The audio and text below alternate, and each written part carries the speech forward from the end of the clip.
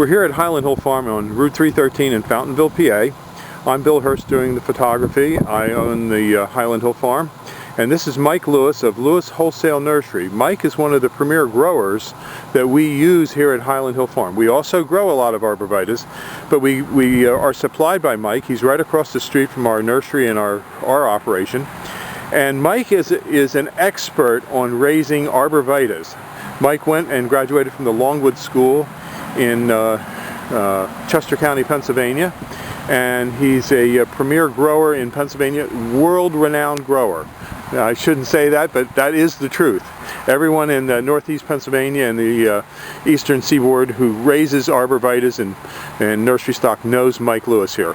So he's well known, and he's going to talk to you today about arborvitae trimming and how to trim them properly. And these are small arborvitaes, a Zebrina, green giant, and an emerald green. Okay, Mike.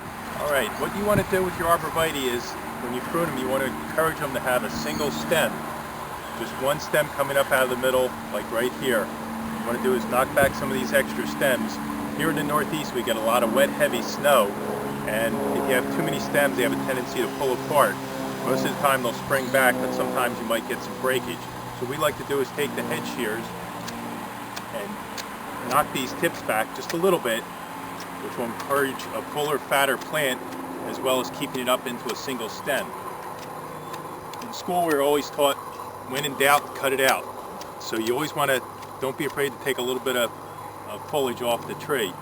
Here, none of these plants, branches will come up into a single stem anymore, or into a multiple stem. You cut them back, this stem will dominate.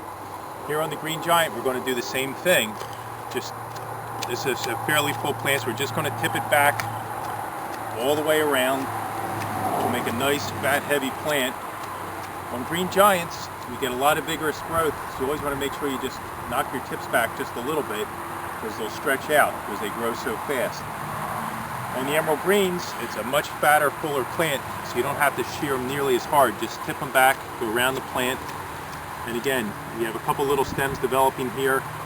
Just trim it back, so you just have one stem coming up to the top, and that'll make a nice full plant, which is what you want. Okay. That's it. Have a good day at Highland Hill Farm. Okay, thank you very much, Mike. We'll see you.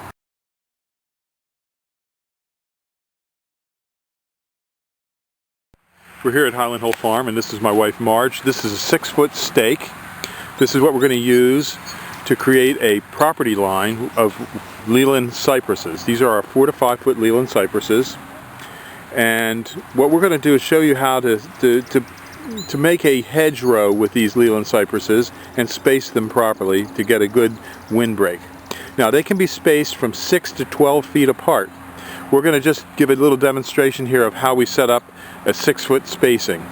First of all, we've taken some stakes and put them in the ground where we want to have the trees. You're going to usually put this tree about 5 feet away from a property line or some obstacle like a driveway or something like that where you want to have your windbreak and hedge. You put 2 stakes in the ground and you put a string down in between the 2 stakes.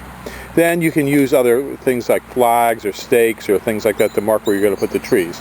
What we do is we use a 6-foot post here. She sets the post down on the ground at the beginning. She sprays that. That's her first one. And sprays the next one. Sprays right on the dead center of the lines. Okay. Now when you dig, you'll be able to just dig a hole first using that center space. Dig a hole right around the hole where the white paint is.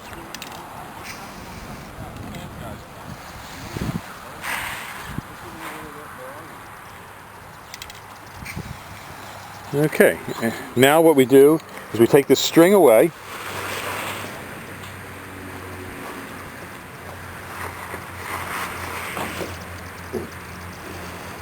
and place the trees where we're going to have them.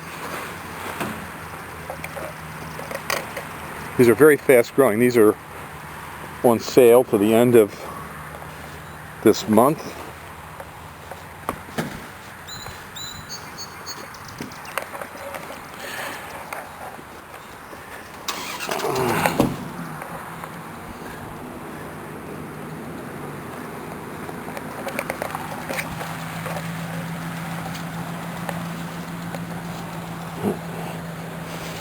And that's about what the spacing will look like at 6 foot.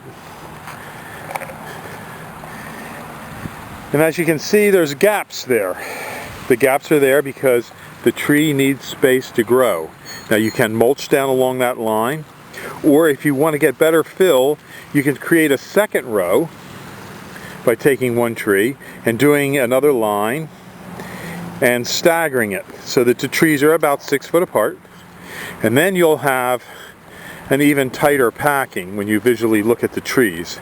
This gives you enough room to mow up and down the strips, and yet enough room for the tree to continue to grow. And these trees grow very fast, up to 3 feet a year. We have tens of thousands of them here at Highland Hill Farm. So give us a call at 215-651-8329. Thank you.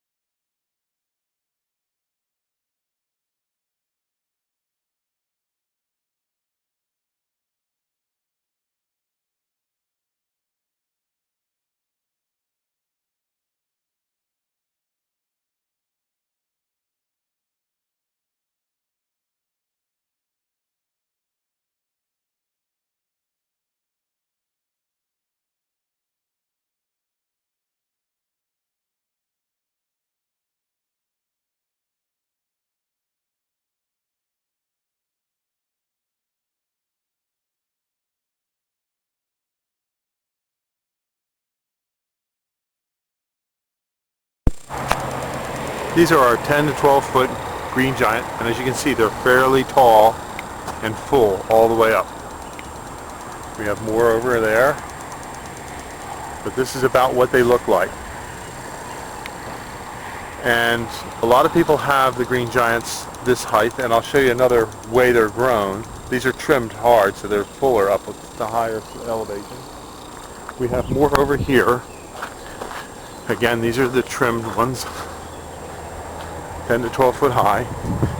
But there's a lot of them out there that are thinner at the tops that are sold. And that's like this. You can see how this one is a little bit thinner and these are a little bit thinner. So you could take your choice. Take it back over here. Show you these again.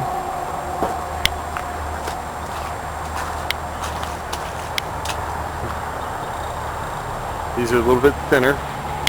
Some of these are a little thicker and fuller at the base. Okay, these are 10 to 12. We have this one here, which is going to be thinner at the top, and this one here, which is going to be fuller at the top. This has been trimmed harder.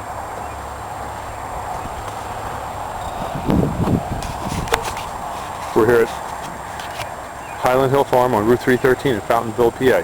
These have about a 32 or 28 inch to 30 inch basket on them. These are a pretty good idea of what we have here.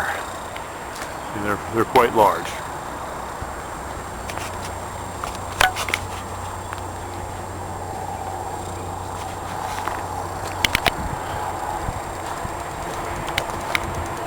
Again, there's sort of what they look like when they're in a row.